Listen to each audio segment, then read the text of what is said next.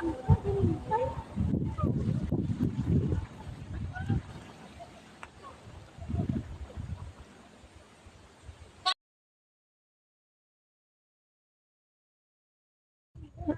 ang update sa ating luya guys dito sa area 2.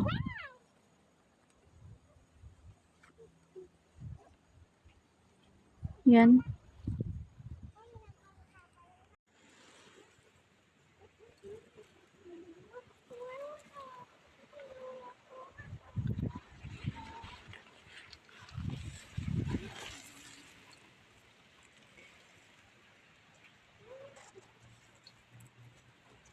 So abang-abang ulit kayo guys sa January kung ilang sako din ang maha-harvest ulit natin dito.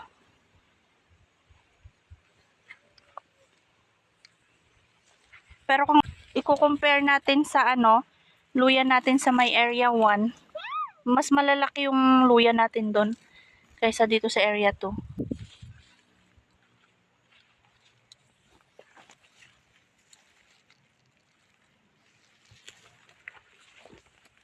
Kasi ito kasi yung nagkasakit guys.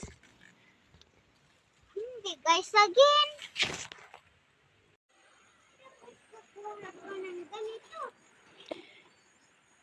Ito yung puno ng walis. Ginagawang walis tambo yung bulaklak nito. Tanim ng yan. Tanim ng tito ko. Nagmamahal yan guys kapag nililinisan niya yung mga yan. Ayan.